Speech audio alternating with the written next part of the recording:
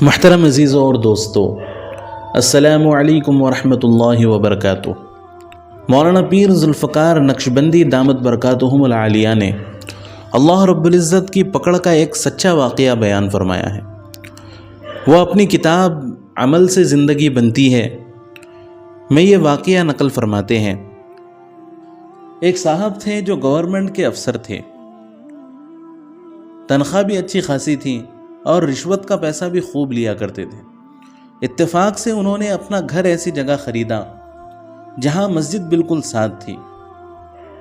اب وہ شخص شراب پینے کا عادی تھا، رات بھر شراب کباب میں مبتلا رہتا اور جب صبح کا وقت ہوتا تو آرام کرنے کے لیے بستر پر چلا جاتا۔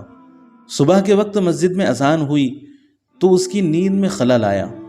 اس کو بڑا غصہ آیا۔ اس نے مؤذن کو اگلے دن بلا کر کہا کہ فجر میں میری نیند میں خلل ہوتا ہے، اذان اسپیکر میں مت دیا کرو۔ اس نے آ کر نمازیوں کو بتایا۔ نمازیوں نے کہا کہ یہ کون نئے صاحب آ گئے، تمہاری نیند میں خلل آتا ہے، تم جاؤ جہاں تمہارا دل چاہے، کیوں مسجد کے ساتھ گھر لیا؟ بوڑھوں نے کہا کہ ہم تو انتظار میں ہوتے ہیں، ہماری نظر کمزور ہے، ہم گھڑیوں میں وقت نہیں دیکھ سکتے، اذانیں سن کر ہم مسجد میں آ جاتے ہیں۔ لوگوں نے اصرار کیا کہ مؤذن ہمیشہ کی طرح اذان دیتا رہے۔ اگلے دن پھر مؤذن نے اذان دی۔ اس اذان کی وجہ سے اس کی آنکھ کھلی، اس کو غصہ آیا اور وہ اسی وقت مسجد میں آیا اور اس نے مؤذن کو 2 تھپڑ لگا دیے۔ بس اس پر اللہ رب العزت کی پکڑ آ گئی۔ ہوا یہ کہ اس کے آدھے دھڑ پر فالج ہوا اور دونوں ہاتھ اس کے سینے کے ساتھ لگ گئے، اب بیکار ہو گئے۔ اب سرکاری نوکری سے بھی اس کی چھٹی کروا دی گئی۔ علاج پر بھی پیسہ خوب لگ رہا تھا۔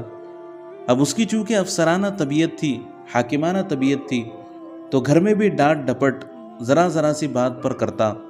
کبھی نوکروں کو ڈانٹ رہا ہے، کبھی بچوں کو ڈانٹ رہا ہے، کبھی بیوی کو ڈانٹ رہا ہے۔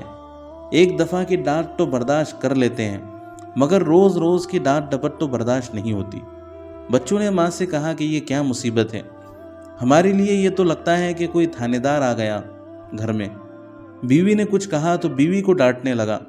وقت گزرنے کے ساتھ ساتھ روز بیوی کو ڈانٹ پڑتی، روز گندی گالیاں زبان سے نکلتی۔ کچھ دن تو وہ برداشت کرتی رہی۔ کچھ دن کے بعد اس نے اپنے بچوں کو لیا اور میکے چلی گئی۔ کہا کہ تو جانے تیرا کام جانے۔ وہ اسی بیمار حالت میں چھوڑ کر چلی گئی۔ اس نے بھائی کو فون کیا کہ بیوی مجھ سے بے وفائی کر گئی، تم آؤ میری خدمت کرو۔ خیر بھائی آیا، وہ اسے گھر لے گیا، مگر طبیعت تو ہر جگہ ایک ہی ہوتی ہے۔ اب اس نے بھائی کے بچوں کے ساتھ ڈانٹ ڈپٹ شروع کر دی۔ کبھی اس کی بیوی کو کچھ کہہ دیتا۔ جب ان کے گھر میں یہ ہونے لگا تو بچوں نے باپ سے کہا کہ ابو یہ کیا مصیبت آ گئی۔ ایک دن بھائی نے اسے سمجھایا کہ بھائی تم کیوں لوگوں کے ساتھ ایسی بری زبان استعمال کرتے ہو؟ تو وہ اس کو بھی ڈانٹنے لگ گیا کہ تو زن مرید بن گیا ہے، صرف بیوی کی سنتا ہے۔ جب بچوں نے یہ سارا معاملہ دیکھا کہ وہ ہمیں ڈانٹنے کے ساتھ ساتھ ہمارے والد کو بھی ڈانٹ رہا ہے، تو انہوں نے پلان بنایا۔ جوان بچے تھے، انہوں نے اگلے دن صبح اٹھا کر چارپائی سے اس کو باہر لا کر سڑک پر ڈال دیا اور اس کو پھینک کر چلے گئے۔ اب اللہ کی شان معاملہ یہ ہوا کہ اس کے نچلے دھڑ پر بھی فالج پڑ گیا اور اس کی دونوں ٹانگیں اس کے سینے سے چپک گئی۔ اب زندہ لاش کی طرح ہے، نہ ہاتھ ہلتا ہے نہ پیر ہلتا ہے۔ جب بھائی کے بچوں نے سڑک پر ڈال دیا تو گرمی کے موسم میں 9 بجنے لگے، زمین بھی گرم ہونے لگی اور اچھی بھلی تکلیف محسوس ہونے لگی اور بھوک بھی لگی ہوئی تھی، بھوکا بھی تھا، پیاسا بھی تھا، زمین بھی گرم، پسینہ بھی آ رہا ہے۔ اب سوچنے لگا کہ کون ہے میرا کہ جس کو میں کہوں۔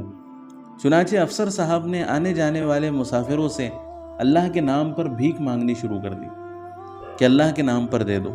ایک نوجوان بچے کو اس پر ترس آیا، اس نے 5 روپے دینے چاہے، کہنے لگا کہ میں ان کا کیا کروں گا، مجھے تو بھوک لگی ہوئی، کھانا لاؤ، پانی لاؤ۔ اس نے قریب کے ہوٹل سے ایک روٹی خرید کر اس کو دے دی، تو اس کے اندر تو کھانے کی بھی صلاحیت موجود نہیں تھی کہ وہ اس کو کھا سکے۔ پیر بھی سینے سے چپکے ہوئے، ہاتھ بھی بے حس و حرکت۔ تو وہ اس سے کہنے لگا کہ تم مجھے کھلا دو۔ تو وہ نوجوان کہنے لگا کہ میرے پاس اتنا وقت نہیں ہے کہ میں تمہیں بیٹھ کر کھانا کھلاتا رہوں۔ اب اس نے سوچا کہ قریب میں روٹی پڑی ہوئی ہے، کہیں ایسا نہ ہو کہ کوئی کتا آ کر اٹھا کر اس روٹی کو لے کر چلا جائے اور اس روٹی سے بھی محرومی ہو جائے۔ تو اس نے کہا کہ تم یہ روٹی میرے پیر میں پکڑا دو۔